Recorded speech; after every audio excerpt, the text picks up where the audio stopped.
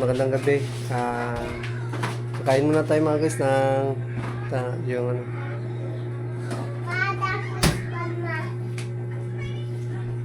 Hugaw-hugaw na tayo ganito. Uy, ayos sa mga kanto. Nagilit na ka ha. So mga guys, kain muna tayo ng hapunan. Ano pala tayo na... So, kanina pala mga guys, yun nga, nag-live tayo na yung barangay nakapalatid. So, kinausap tayo ng tiga-barangay namin dito at sinasabi na kailan daw ako magpapakabit kasi yun nga, nakita nila wala pala kaming sariling kwintador. So yun, tumawag ngayong gabi at yun nga, sinasabi sa amin na kailangan na daw namin magpakabit.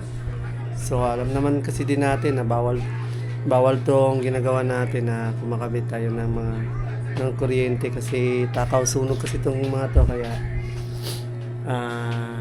sinabihan tayo. So yun, yun na muna yung asikasuhin na natin. So nagtanong-tanong tayo doon kung anong mga kailangan natin gawin at asikasuhin. Alam ko naman kasi na napaka habang proseso kasi yung pagpapakabit kasi ang dami naming kukunin. So kukunin pa namin yung pinaka-permit talaga ng bahay, plumbing permit, bureau permit, yan. Bukod pa yung sa municipal permit. So yung 3 permit yung ano natin, 3 permit yung kukunin natin bago tayo magkabitan ng kuryente. Ang panghuli natin gagawin is doon na sa main office ng buhay ko. Yung buhay ko kasi yung ano natin dito, na pinagkukunan ng kuryente. So yun mga guys, bukas na bukas pupunta daw dito yung tiga barangay at sasabihan tayo kung anong mga kailangan natin kunin. So next week pa kasi natin talaga full maasikaso yung sa kuryente. So ngayon na week, dandahanin ko ng asikasuhin kung ano man ang papilis na mga kailanganin para next week pagpunta natin doon sa munisipyo, kung may kulang man, konti na lang. So yun na muna yung pinaka-priority kasi nga ang dami din kasi naming appliances yun. Tama din naman yung mga nagsuggest sa atin, yun sila tita, yun. Tama din si tita, kailangan din kasi may sarili tayong kwenta doon kasi nga mabibigat yung mga appliances natin. Kuryente talaga. Talaga to sila. Mga heavy duty. So, lalong-lalo na to mga machine natin. So, yun.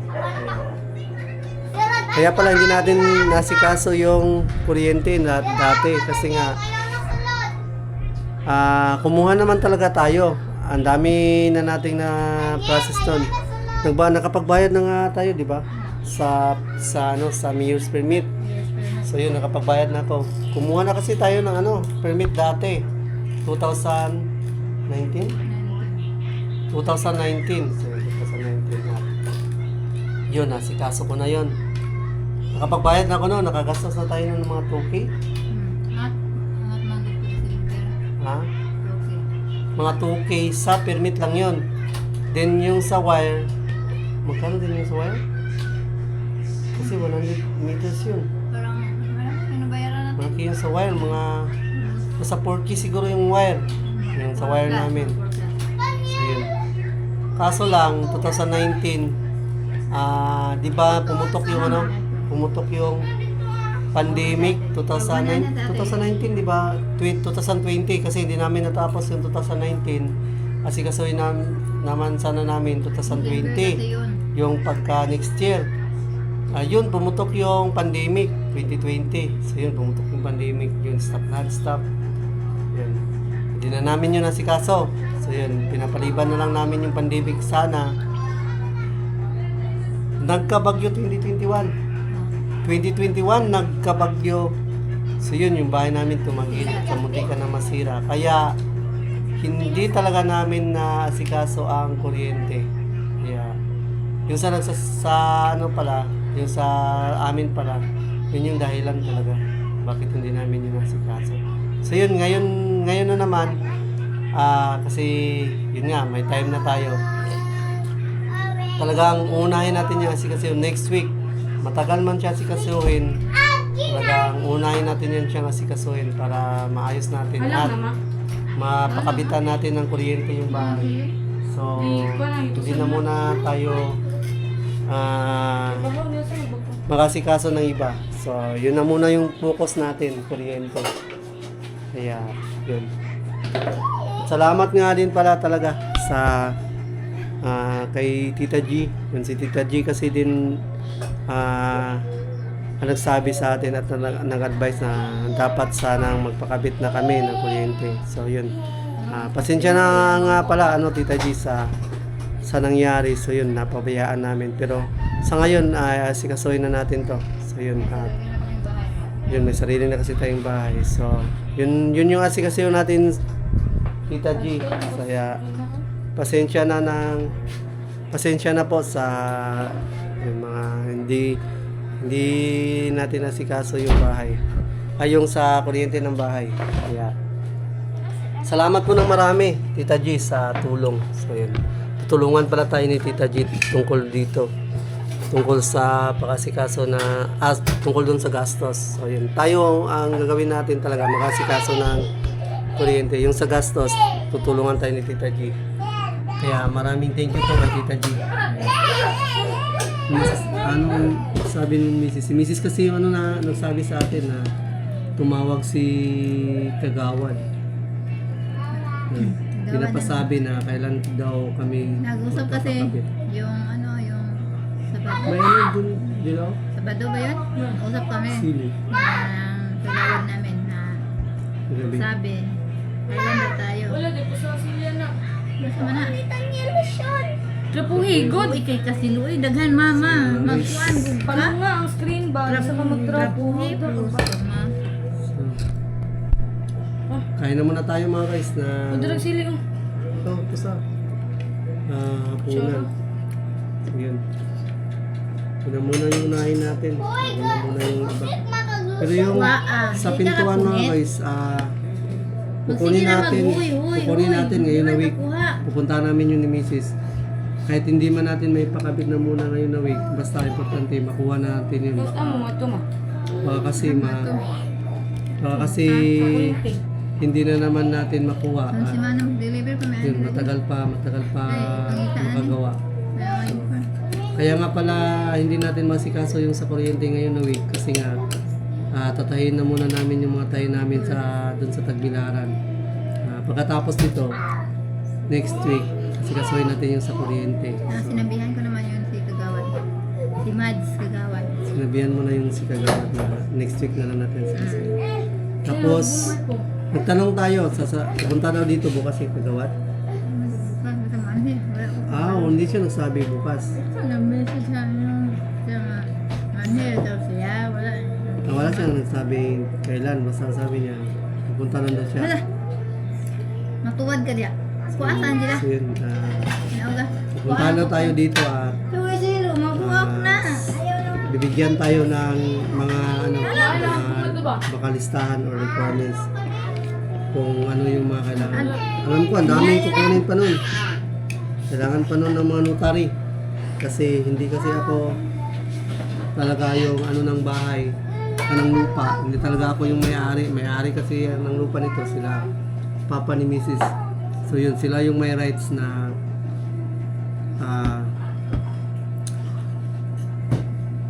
sila yung may rights kung sino yung bibigyan nila ng paintulot para makapagpatayo at makapagpakabit ng kuryente dito.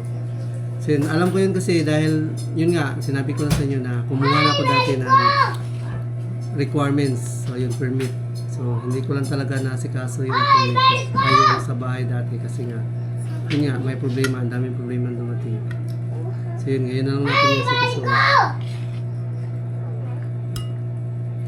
Unti-unti nating kumuha ng mga papeles. Pag umuros mo ko. Sige, ikaw mag-lead. Kulot, hindi na kumain na. Mama na ko, Trey. Sige. Sige na. Pwede sa spirit mo. Hmm. Dito nagtambay. Dito masuko din. Hmm.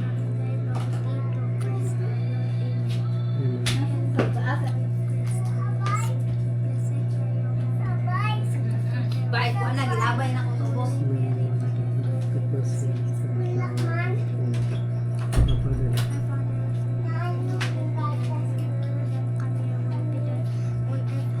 Meron.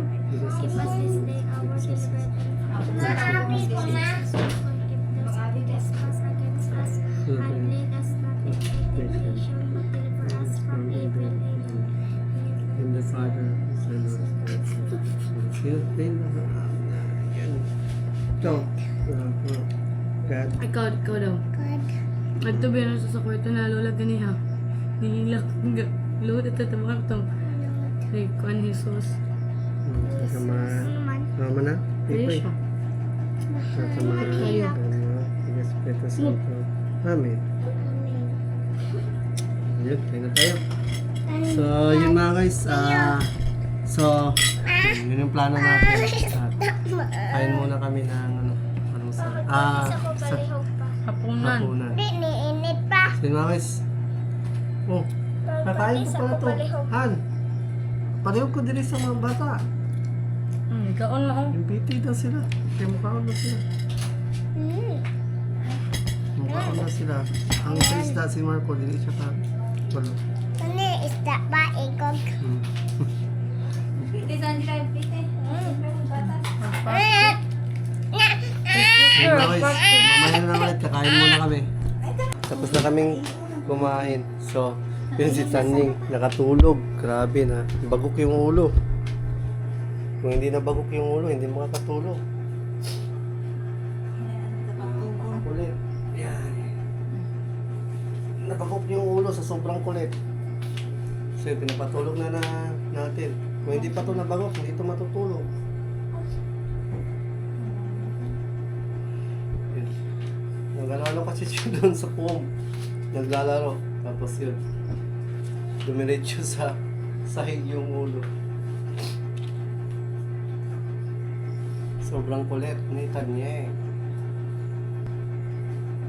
Mas mabuti itong maaga na tulog kaysa sa mamaya pa. Hindi tayo makakagawa dito. Ang daming ano nito? Ang daming kulit. Hindi kami makakapag mga guys. Hindi kami makakapag trabaho din ni Mrs. Pag hindi ito matulog.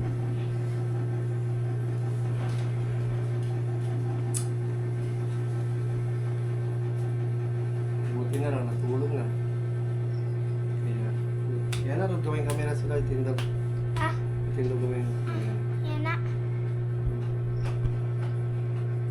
Yun, so yun mga guys, ngayon pala, mag-overtime kami ni Mrs. Ayun, overtime kami ni Mrs. Kasi kailangan namin itong tapusin dahil ang dami nating nakalinya na mga Ano? gagawin. Pwede sa ano?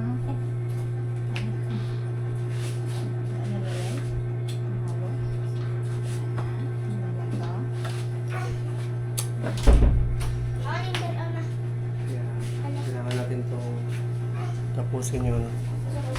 Pero mas ako aso, cellphone sa blue. Pero ako. So, yun mga guys, tungkol pala dun sa kuryente. So, gagawin natin yan next week. Yan yung ano natin, yan yung sikasuhin natin. Sa ngayon, hindi na muna natin siya masikaso kasi nga ang dami natin ginagawa. So, kailangan ko ding tapusin tong mga tinatahin natin kasi napinding to nung mga nakaraang week. Kasi nga, nagtatrabaho ng bahay. So, nakasikaso tayo sa bahay. So, sa mga gumagawa, sa mga Kaning yun, isda. ang dami din nating ginagawa. So yun mga guys, salamat nga pala ng marami kay tita. So yun, pasensya na po tita. So nabigla kasi si tita, akala niya may ano tayo, may kuryente, wala pala. So yun, mas unahin na lang daw natin yung kuryente. So yun, salamat at yun nga, susuporta sa atin si tita tungkol dun sa pagpapakabit ng kuryente. So ang ano natin nito, yung pagkasikaso ng mga papeles. Yan, para makabitan tayo ng kuryente. So, gagawa natin yan ng para next week at bibigyan natin yan ng panahon at oras. Kaya, para maano tayo, makapagpakabit tayo at yun, may sarili na tayong kuryente. Ayun, pasensya na talaga. At medyo hindi natin na priority. So yun mga guys, magandang gabi sa lahat. So yun, thank you so much talaga sa lahat ng sumusuporta sa atin, Nogers, sa kay Nogers TV. Yun, sa lahat ng mga tumulong sa atin, sa mga viewers natin, sa mga kaibigan natin. Yun, ingat kayo dyan palagi. Sina by Kersey, sila Ma'am Joycey, yun, Arnold, Tita, yun, Tita G. Yun, si ano din pala, si paring straight out. Yun, thank you so much sa inyong lahat, and God bless. So yun, sa lahat nga pala din ng mga viewers, mga all viewers, sa mga silent viewers, yun, salamat sa pag-skip ads. At yun, shoutout nga din pala kay Kanuto TV, yun, step dyan sa Kubo, yun, at sa all Kubunuto Production, yun, shoutout sa inyong lahat, and God bless po sa inyong lahat. Yan, na-miss na natin yung challenge, sana may challenge ngayong mga Burmans. So yun, hanggang dito na lang, Nogers TV, nagpapaalala mo sa langit pa sa lupa. Yun, keep safe always everyone, and God bless. So yun, wash out.